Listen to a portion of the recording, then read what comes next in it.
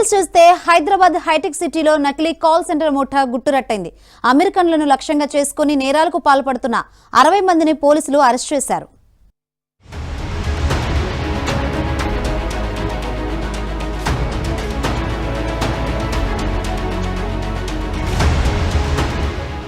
నకిలీ call centre ను ఏర్పాటు చేసి హ్యాక్ అయిన బ్యాంకు ఖాతాలను సరిచేస్తామంటూ మోసాలకు పాల్పడుతున్న ముఠాను హైదరాబాద్ సైబర్ సెక్యూరిటీ పోలీసులు అరెస్ట్ చేశారు. ఈ ముఠా ప్రధానంగా అమెరికన్లను లక్ష్యంగా చేసుకుని మోసాలకు పాల్పడుతోంది. ఈ కేసులో 60 మందిని పోలీసులు అరెస్ట్ చేశారు. Adapur somewhere in October, November also, before shifting to this, again shut down, as I said. The people who are recruited, who are working in this call center, as I said, belong to northeastern part.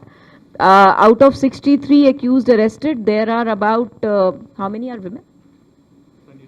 22 of them are girls. These people have been recruited through social media platforms, whether it is through LinkedIn or Facebook, others, etc., etc.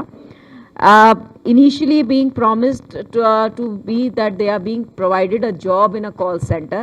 However, once they were recruited, after they were completely trained into the deceptive tactics and they were completely aware that they are committing a fraud.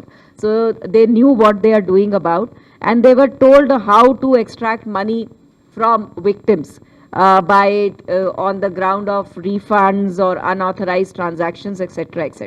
Gujarat రాష్ట్రానికి చెందిన మనస్విని హైదరాబాద్ లోని hitech సిటీలో ex situ solutions పేరిట call centre ను ఏర్పాటు చేసింది. కైవాన్ పటేల్, ప్రతీక్, రాహుల్ అనే వ్యక్తులతో కలిసి ఈ కాల్ సెంటర్ ను నిర్వహిస్తోంది. ఈశాన్య రాష్ట్రాలకు చెందిన కొంతమందిని టెలికాలర్లుగా నియమించుకుంది.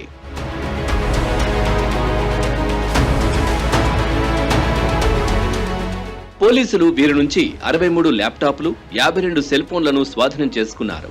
హ్యాక్ అయిన బ్యాంకు ఖాతాలను సరిచేస్తామంటూ వీరు మోసాలకు పాల్పడుతున్నారు. బ్యాంకు ఖాతా, డెబిట్, క్రెడిట్ కార్డుల వివరాలను సేకరించి వారి ఖాతాలోని నగదును కాజేస్తున్నారు.